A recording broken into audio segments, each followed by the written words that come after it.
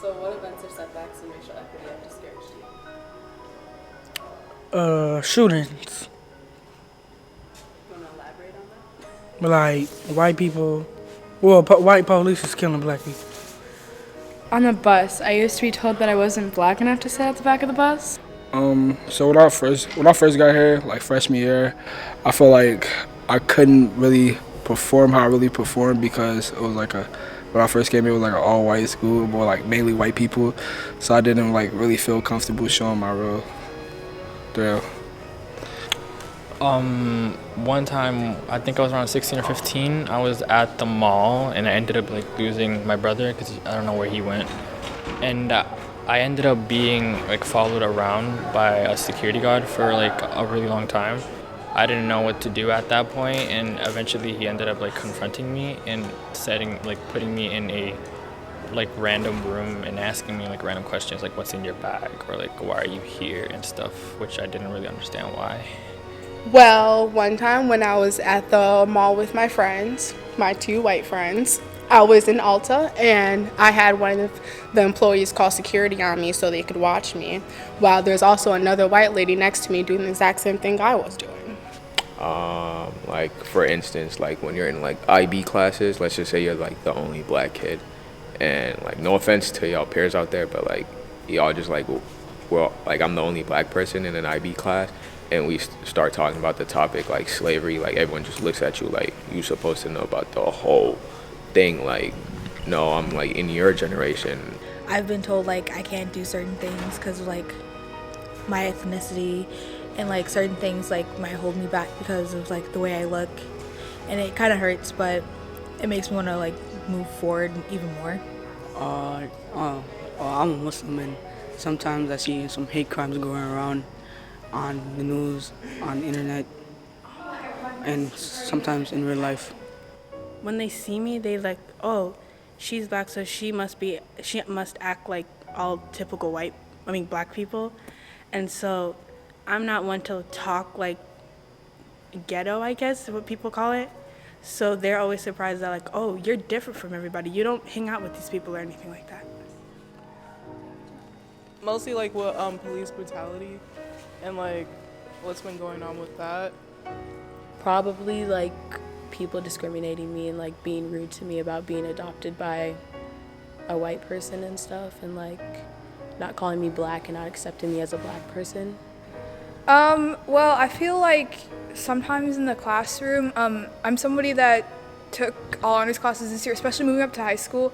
I feel that in my classes, a lot of the people that I see are white or aren't people of color, and just being somebody that's there, and sometimes I get asked to speak on behalf of like people that aren't white or minorities because of that.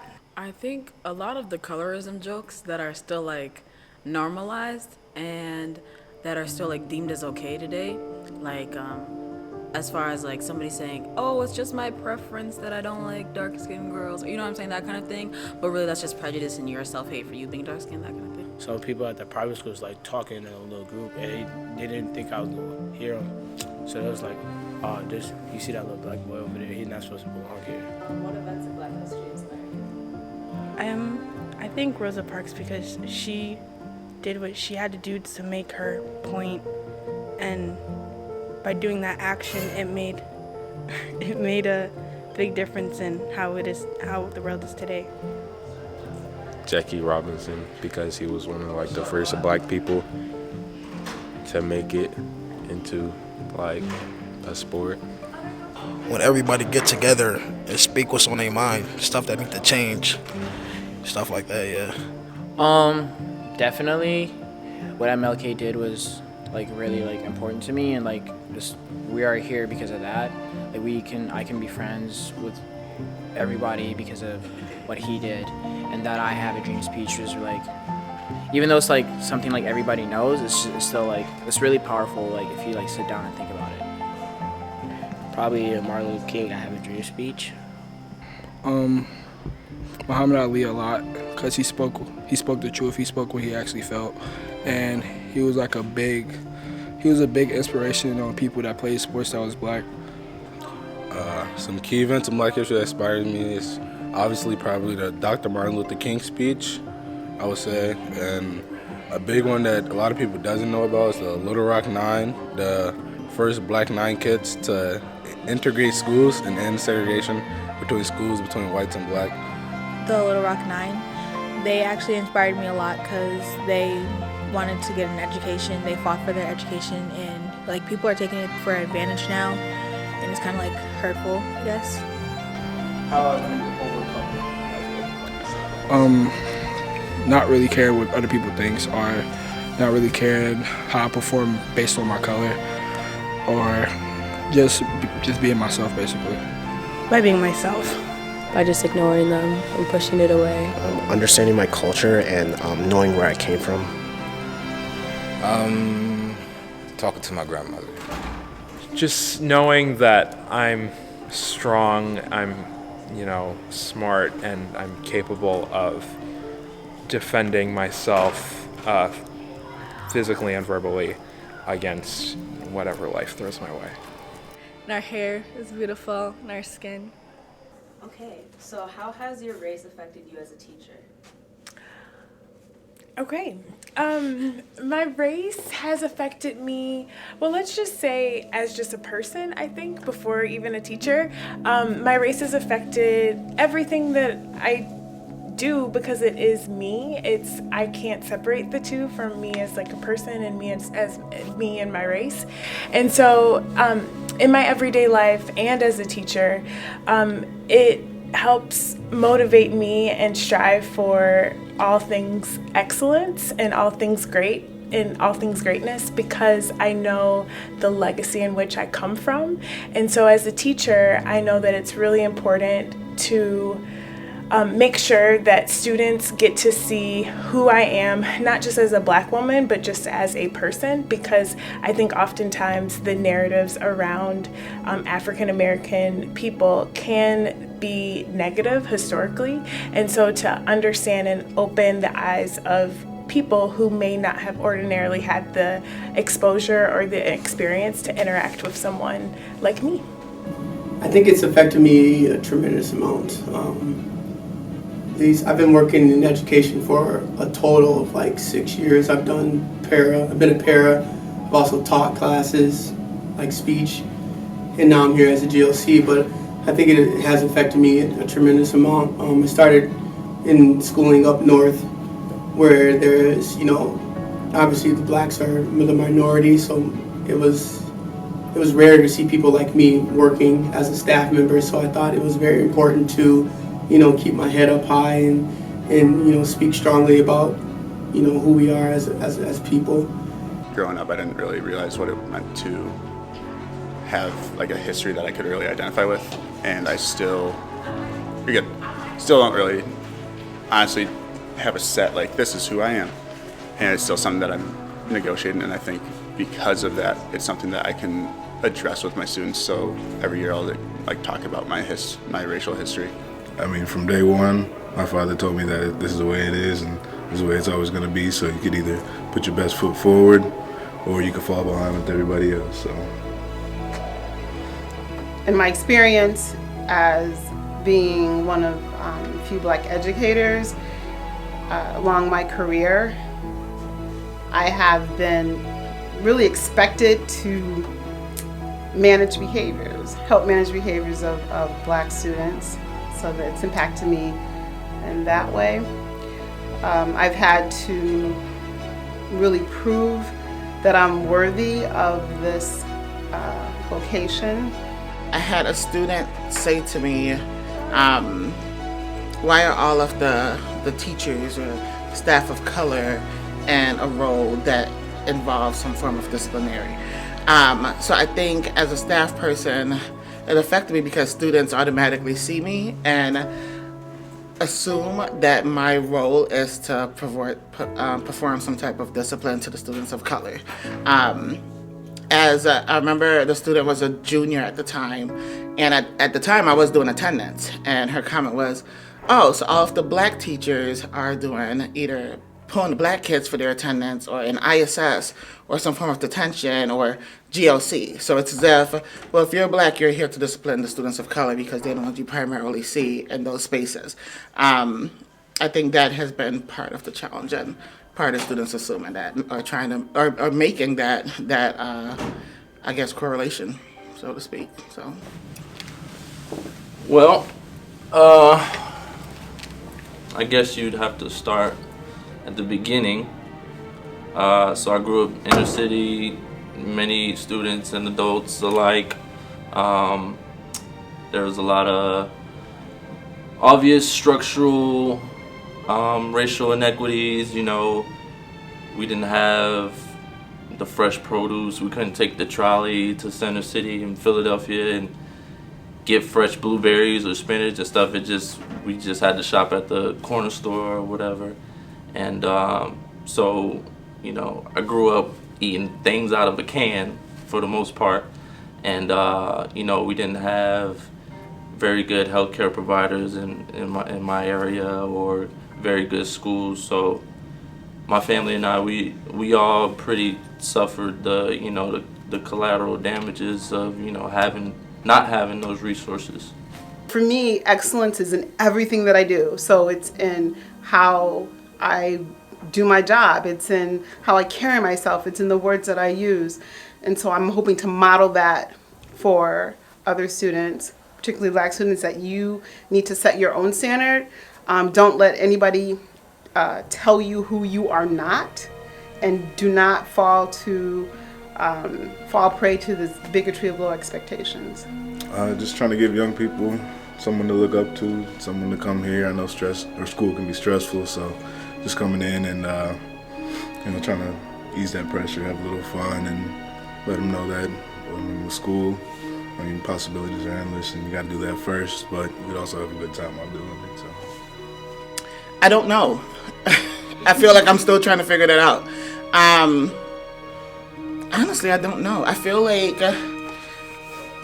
a day at a time, you try to keep the faith.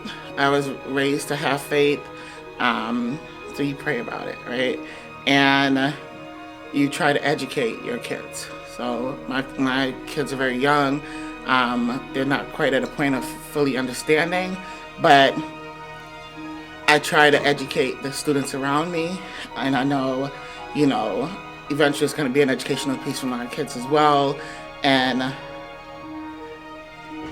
how the world works. And I find that really sad that I have to say that, because it's, I mean, you want to say, well, just go out and be great, go live, be free, like have fun, be safe, but you realize that the rules are different because of how you look. And with that comes another conversational piece. So I guess for me, I just have to stay abreast of all of that and make sure that my kids here at school, my kids at home, have information that keeps them safe when they step outside as well. Well, in work that's easy, I try to get involved and do things like this, help out with the Black History Month show. I also help out with the cultural show and try to see what kids of color in the building are doing outside of school and offer my help, or if they need any resources in school to help promote what they're doing outside of school, I'm all about that. How do you promote Black excellence in your lessons and classes? How do I promote Black excellence? I promote Black excellence by incorporating narratives of all people. I think that Black excellence is representative of knowing history, and because I teach U.S. history, it's very natural for me to integrate experiences of Black people, but all people, as we take a look back at what our country was and who we are today. And so promoting Black excellence is saying, look, we're going to incorporate everyone into the story, the historian narrative of our country, and we are going to not shy away from telling the truth as far as what happened and what's going on today.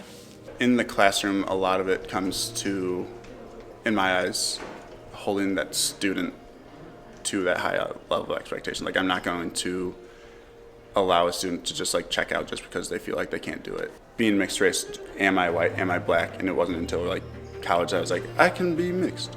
But I think now that I've gotten older, now that I am a teacher, now that I did get into college and everything, a lot of it with that affirmative action aspect of it is people will look at you and think the only reason you're in that position is because you're blank. Even though that's not at all how affirmative action actually works, that's the assumption that people will make.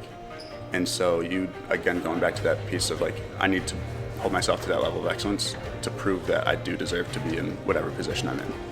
What like changes or improvements have like helped you overcome that?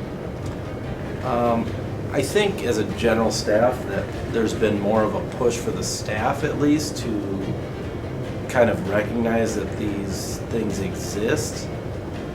So when you're like one person who's like, yeah, we got to change this, it's a lot harder than if you have like 50 people that are working with you. I think more people see the things that we need or things that we want to move towards. It just gets kind of hard in trying to make everybody kind of really push towards those goals, and it's kind of confusing on what to do or how to make things happen. Do you vote? I do. And why? Because my voice matters. My voice matters, and you know, I feel like it's kind of a hypocritical thing to me to complain about things that happen in politics when I took no part of it. So at least if I put my voice out there, I put my vote out there, however the chips fall, I know that I did my part in that. And also it's like, I don't want the decisions that are made to be left up to others. Decisions that affect me and affect my kids and my family, I can't just leave that in the hands of everybody else. I play a role in that, so I take part in it. And that's why I vote. I do vote. Why? I feel like I feel like it's my duty, number one, as just a citizen. I can't really complain if I didn't vote myself, so I want to say my piece. There's so many people that have gone over time in history who couldn't vote, and it's kind of like a slap in the face if I don't vote myself to them, and that's why I always vote. I do for everything. So. I do vote. I was fortunate enough to vote for the first time as an 18-year-old during the 2008 election, and ever since then I have continued to vote, even for local.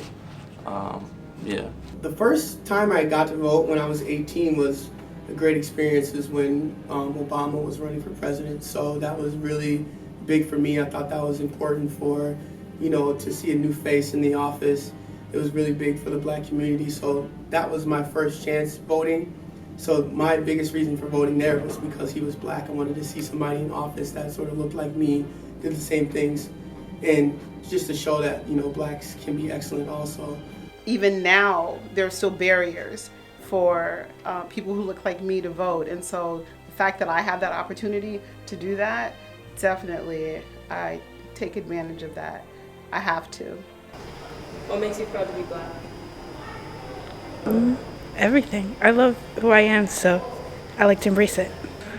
My people, how hard we fought for equality, even though we don't 100% have equality yet, but just how strong we're being and not letting the lack of equality crush us, and we keep pushing and stand strong. What we've overcome so far as black people inspires me and makes me proud to be a person of color, to be black. Everything, the culture, the people, it's different. I gotta work harder to do everything, and then it inspires me to be greater than everyone, and to be at the top and achieve stuff that people don't think we can achieve. What makes you proud to be black? Everything.